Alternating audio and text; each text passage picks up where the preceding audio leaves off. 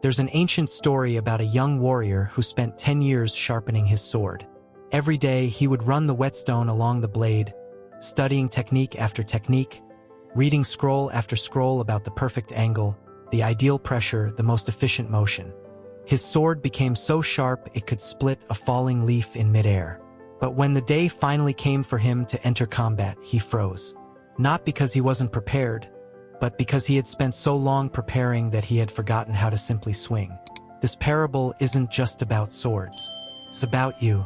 It's about every person who has ever had a dream sitting in their chest like a caged bird, flapping its wings, desperate to fly, while you stand there with the key in your hand, afraid to unlock the door. We live in a paradox. Never before in human history have we had access to so much knowledge. Want to start a business? There are 10,000 courses waiting for you. Want to get in shape? 1,000,000 fitness programs are just a click away. Want to learn a new language, master a skill, change your career, transform your life? The information is there. All of it. Waiting. Available. Free even. And yet, despite this abundance, most people are stuck. Not because they don't have the knowledge, but because they have too much of it. They're drowning in information but starving for transformation. They know what to do but can't seem to do it. They understand the steps but can't take the first one. Why? Because somewhere along the way we confused preparation with progress. We started believing that knowing more would make us ready. That one more course, one more book, one more video would finally give us the confidence to act. But that day never comes. Because the more you learn without doing, the more you realize how much you don't know. And the more you don't know, the less qualified you feel. And the cycle continues, spinning faster and faster, until you're paralyzed completely. This is what psychologists call analysis paralysis, but the samurai had a simpler name for it: death before the battle. Because in the world of the warrior, overthinking wasn't just inefficient, it was fatal. When two swordsmen face each other, the one who hesitates dies. Not might die, dies. There's no second chance to reconsider your strategy. There's no time to evaluate your options. There's only the moment, and either you're in it or you're not.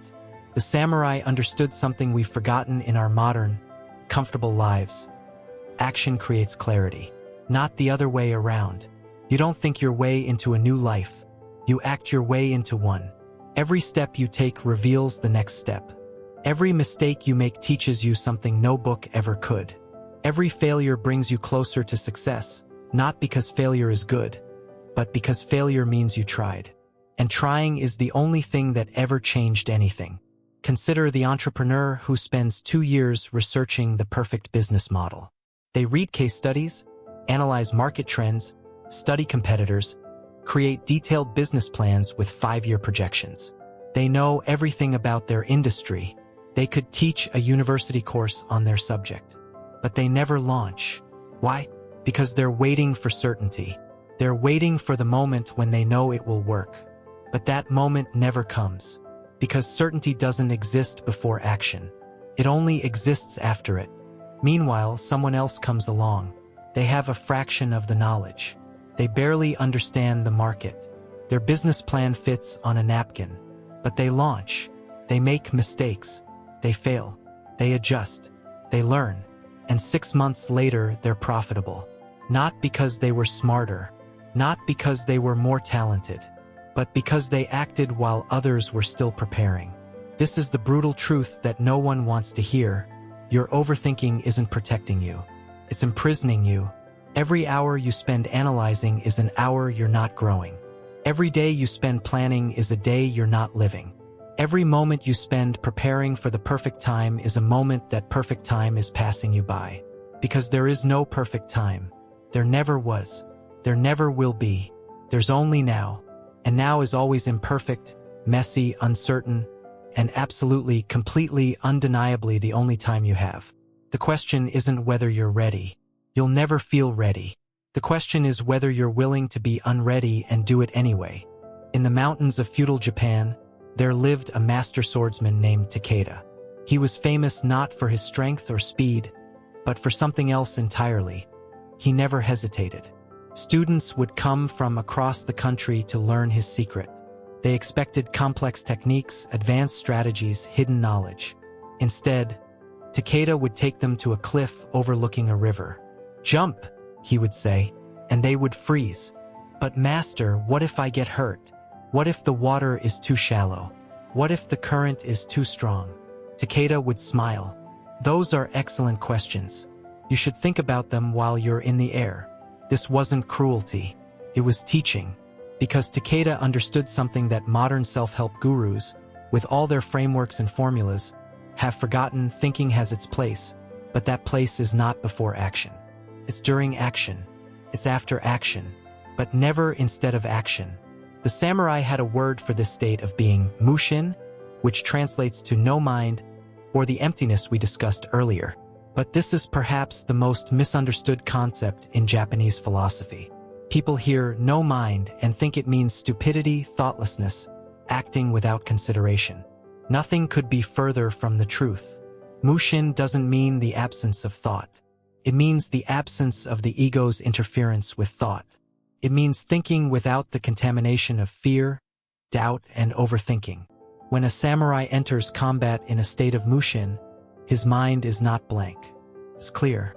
He sees everything. He processes everything. He responds to everything. But he does so without the internal commentary, without the second-guessing, without the voice that says, "What if I fail? What if this doesn't work? What if I'm not good enough?" That voice, that constant narrator in your head, is not your friend. It's not protecting you. It's not making you careful or wise. It's making you slow. And in a sword fight, slow equals dead. But here's what's fascinating. The samurai didn't develop this ability through more thinking. They developed it through less thinking and more doing. Through repetition. Through practice. Through action repeated so many times that it became instinct. They would practice the same sword strike 10,000 times until their body knew it better than their mind did. Until they could execute it without thought, without hesitation, without doubt. Not because they weren't thinking, but because the thinking had been moved into the body, into the muscle memory, into the realm of automatic competence. This is what modern psychology calls flow state. Athletes experience it when they're so immersed in the game that they stop thinking about the game. Artists experience it when they stop planning the painting and start letting the painting create itself. Musicians experience it when their fingers move across the instrument without conscious direction. And in every case, the pattern is the same. Peak performance happens not when you think harder, but when you think less and do more. But our modern world has made this almost impossible. We're taught from childhood that thinking is superior to doing. School rewards students who can analyze and regurgitate information, not students who can take action. Universities celebrate theoretical knowledge over practical application. The job market values credentials and certifications over actual results. We've created a society that worships preparation and distrusts action. And the result? Millions of people stuck in what I call the preparation trap. They're always getting ready to get ready, always learning before doing, always planning before starting. They have shelves full of books they've read, courses they've completed, degrees they've earned. But their lives remain unchanged, because knowledge without action is just entertainment. It might make you feel productive. It might make you feel smart, but it won't make you successful. The samurai had a test for this. If a student came to them claiming to have mastered a technique, the master would simply say, "Show me." Not, "Tell me about it." Not, "Explain the theory." Show me. Because in the world of the warrior, theory means nothing. Only results matter. And results only come from action. This is the shift you need to make. Stop asking, "Am I ready?" And start asking, "What can I do right now?" Stop waiting for perfect conditions and start creating conditions through action. Stop planning your life and start living it. Because every day you spend preparing is a day someone else is doing. And while you're still reading the map, they're already at the destination. The path to Mushin, to that state of effortless action, doesn't begin with clearing your mind. It begins with moving your body, with taking the first step before you feel ready, with swinging the sword before you've perfected the technique, with jumping off the cliff before you've calculated the exact depth of the water. Because wisdom doesn't come from thinking about doing. comes from doing, reflecting, and doing again. There was a merchant in old Kyoto who wanted to build the finest shop in all of Japan. He hired architects to draw plans, consultants to analyze the market, feng shui masters to determine the optimal location. He spent 3 years in preparation. Every detail was perfect. The layout, the lighting, the inventory, everything. But when he finally opened his doors, he discovered that the street where he built had fallen out of fashion. The customers had moved elsewhere. His competitor, who had opened a modest shop 2 years earlier in an imperfect location with an imperfect plan, was now thriving. The merchant had built the perfect shop for a moment that no longer existed. This story illustrates a cost that never appears in your calculations. The cost of the opportunity lost while you were busy planning. We tend to think of decisions in terms of right versus wrong, success versus failure. But there's a third factor that's often more important than both: timing. And overthinking is timing's greatest enemy. Consider what happens in your brain when you overthink. Neuroscientists have discovered that chronic overthinking doesn't make you more rational.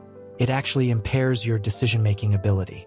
Here's why. Your brain has 2 primary systems for making decisions. The first is the analytical system, slow, deliberate, conscious. The second is the intuitive system, fast, automatic, subconscious. When you're faced with a decision, both systems activate. But here's the crucial part.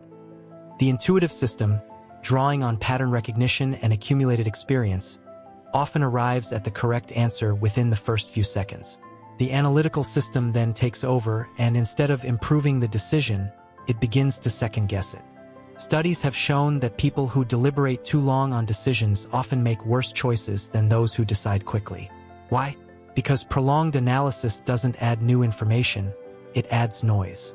It introduces doubt. It manufactures problems that don't exist. It turns clear signals into confusion. Your first instinct is usually based on genuine pattern recognition. Your 10th revision is usually based on fear. But the damage goes deeper than just poor decisions. Chronic overthinking literally rewires your brain. Every time you hesitate, you're strengthening the neural pathways associated with hesitation. Every time you second-guess yourself, you're making it easier to second-guess yourself in the future. You're training yourself to be paralyzed. And like any training, the more you do it, the better you get at it. Until one day, you realize you can't make any decision without agonizing over it. You've become a prisoner of your own mind. The psychological term for this is learned helplessness. But I prefer a simpler description. You've forgotten how to trust yourself, because that's what overthinking really is, a profound lack of self-trust. When you overthink, you're essentially saying, I don't believe I can handle whatever happens next. I don't trust myself to adapt. I don't think I'm capable of correcting course if I'm wrong. And the more you reinforce this belief, the more true it becomes. Meanwhile, life is happening.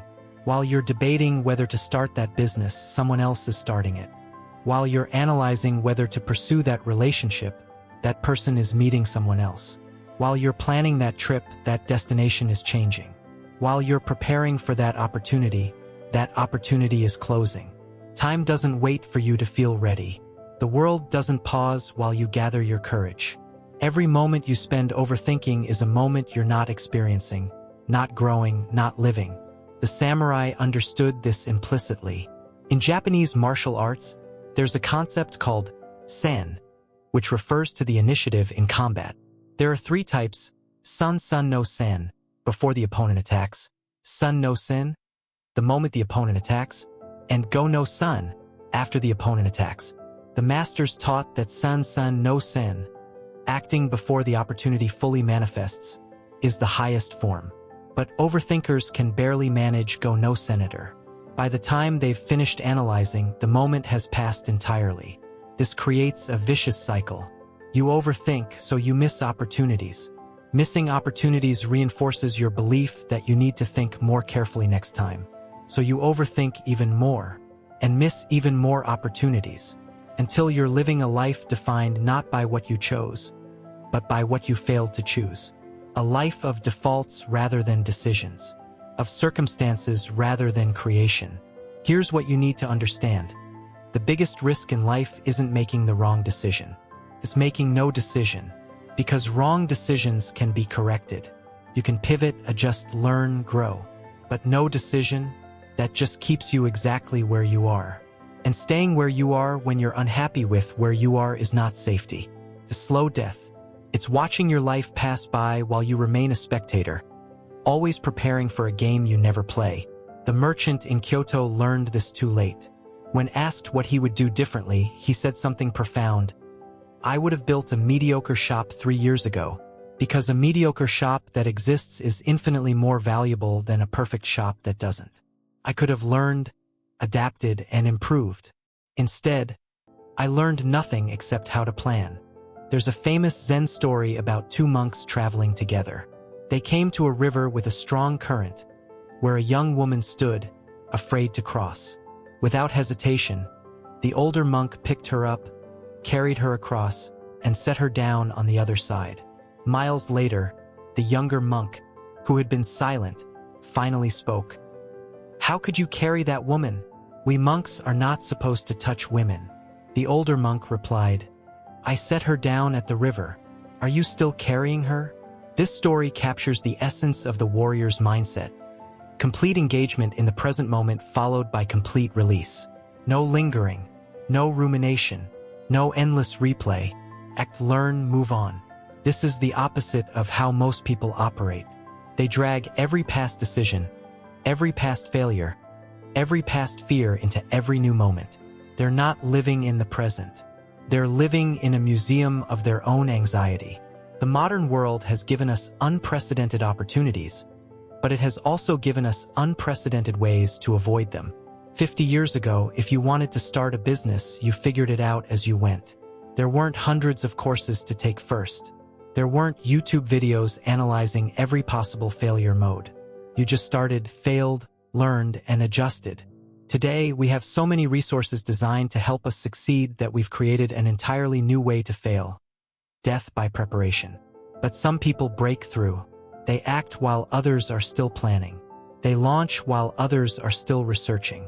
They succeed while others are still preparing to succeed. What makes them different? It's not intelligence. It's not resources. It's not even courage in the traditional sense. It's something simpler and more profound. They've adopted what I call the warrior's mindset. Not the mindset of violence, but the mindset of decisive action in the face of uncertainty. The warrior's mindset has 3 core principles. First, bias toward action. When in doubt, move.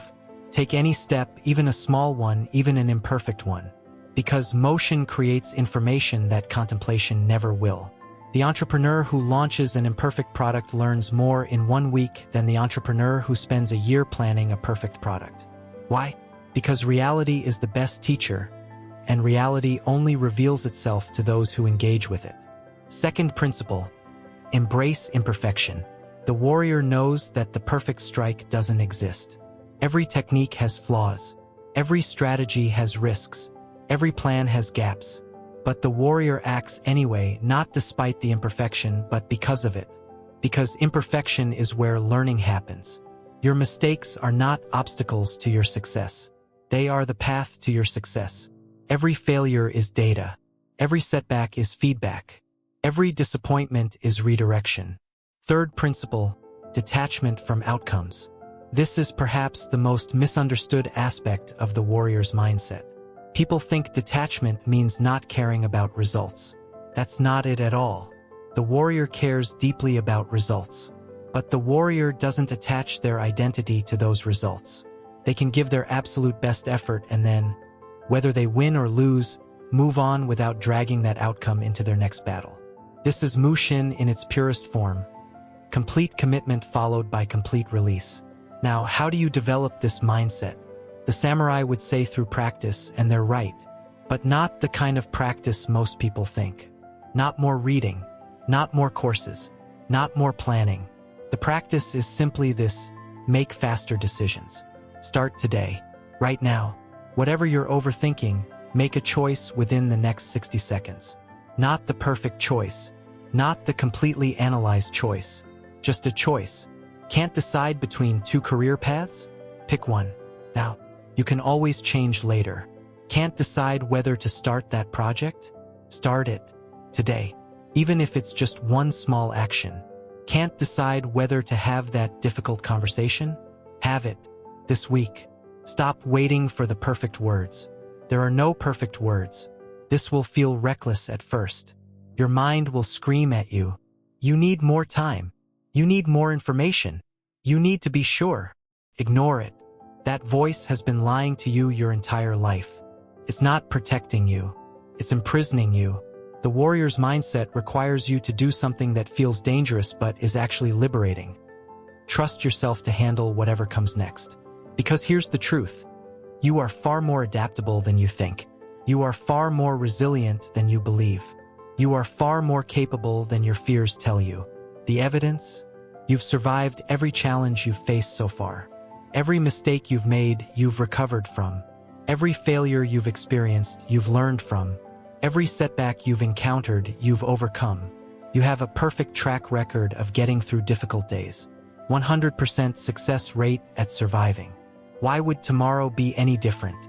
The warrior doesn't wait until fear disappears. The warrior acts despite fear. The warrior doesn't wait until doubt vanishes. The warrior acts despite doubt. The warrior doesn't wait until the path is clear. The warrior acts and the path reveals itself.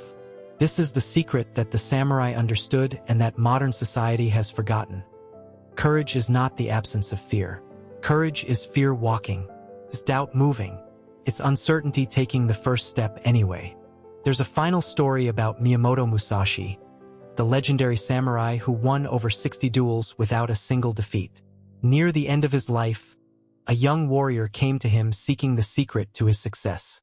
Musashi was painting at the time. Without looking up, he said, "I paint with the same mind I fight with." The young warrior was confused. But painting is art. Fighting is survival. How can they be the same? Musashi finally looked at him. Every stroke is a commitment. Every stroke is irreversible. Every stroke changes the canvas forever. I don't plan the painting before I paint it. I paint it, and the painting tells me what it wants to become. So too with life. You don't plan it before you live it. You live it, and the life tells you what it wants to become. This is the ultimate truth about action versus overthinking. Life is not a problem to be solved through analysis. Life is a canvas to be painted through action. And just like a painting, you can't create it by staring at the blank canvas. You have to pick up the brush. You have to make the first stroke. You have to commit. That first stroke won't be perfect. It might be wrong. It might be ugly. It might not be what you envisioned, but it will be something. And something is infinitely more than nothing. Because once you have something, you can work with it. You can adjust it. You can build on it. You can learn from it. But nothing stays nothing forever. Right now, as you read these words, you're at a choice point. You can take these ideas and add them to your collection of interesting concepts, things you know but don't apply. You can close this, return to your routine, continue overthinking, continue preparing, continue waiting for the right moment. That's one path. It's safe. It's comfortable. It's familiar. It's also the same path that's gotten you to exactly where you are now. Or you can do something different. You can adopt the warrior's mindset. You can embrace Mushin. You can make that first stroke. Not tomorrow. Not next week. Not when you feel ready. Now, today, this moment. What's the thing you've been overthinking? You know what it is. It's that project you've been planning for months. That conversation you've been avoiding for years. That business you've been researching forever. That change you've been preparing to make since you can't remember when. That dream you've been telling yourself you'll pursue when the time is right. That's your canvas. That's your duel. That's your moment. And here's what you need to do. Take one action on it today. Not a big action. Not a perfect action. Just one action. Send one email. Make one phone call. Write one page. Take one step. Buy that domain name. Schedule that meeting. Have that conversation. Apply for that opportunity. Post that content. Launch that minimum viable product. Whatever it is, do it imperfectly. Do it scared. Do it uncertain. But do it. Because here's what will happen. That one action will create momentum. Momentum will create confidence. Confidence will create more action. More action will create results. Results will create learning. Learning will create improvement. And improvement will create the success that all your overthinking never could. Not because action is magic, but because action is the only thing that moves you from where you are to where you want to be. The samurai understood that the greatest battle is not with an external enemy. It's with your own mind, with the voice that says, wait, with the fear that says, not yet, with the doubt that says, you're not ready. That's the real opponent. That's the real duel.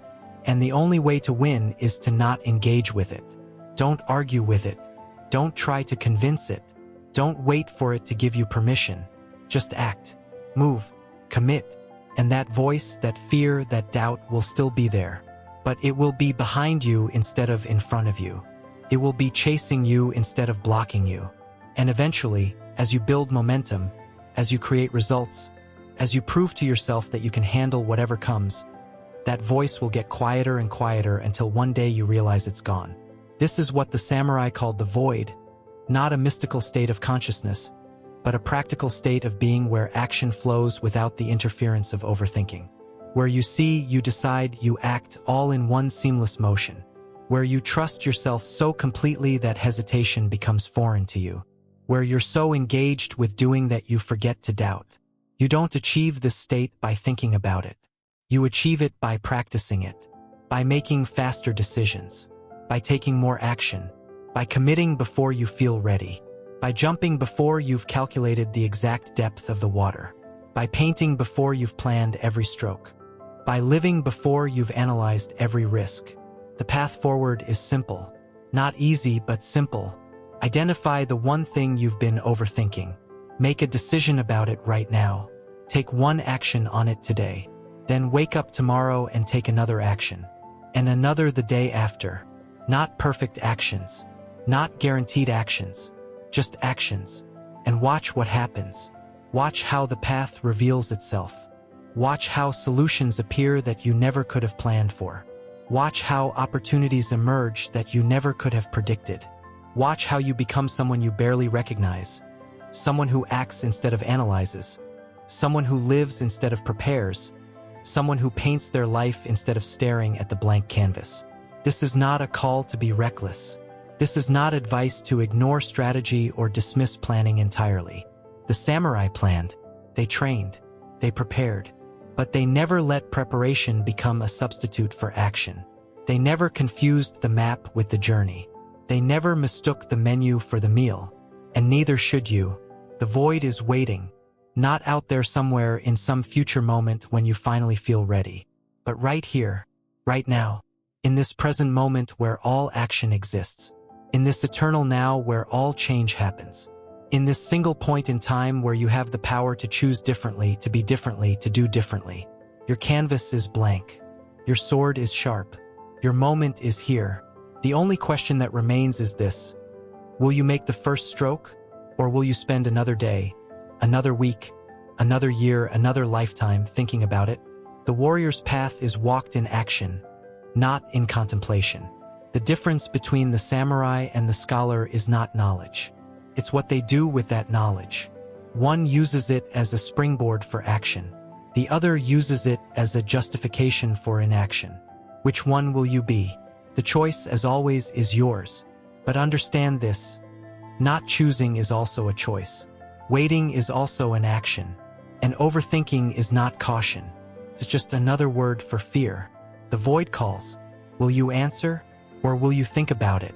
Conclusion. The ancient samurai knew what modern achievers have rediscovered. Excellence is not found in endless preparation but in committed action. The philosophy of Mushin, the void, the empty mind, is not about thoughtlessness but about freedom from the paralysis of overthinking. It's about understanding that wisdom comes not from accumulating more knowledge but from applying the knowledge you already have. Every master was once a beginner who refused to stay a beginner. Every success story started with an imperfect first step. Every achievement began with someone who acted before they felt ready. The difference between where you are and where you want to be is not more thinking. It's action. Imperfect, uncertain, uncomfortable action. The warrior's mindset is available to you right now. Not after you've read one more book, taken one more course, made one more plan. Now, this moment, this choice, this first stroke on your blank canvas. Your life is not waiting to be perfectly planned. It's waiting to be courageously lived. Stop thinking about it. Start doing it. The path will reveal itself as you walk it, just as it always has, just as it always will. Trust yourself. Move forward, and discover what the samurai knew centuries ago. The greatest victory is not over external obstacles, but over the voice in your head that says you can't. Now close this, and take that first step. Your canvas awaits.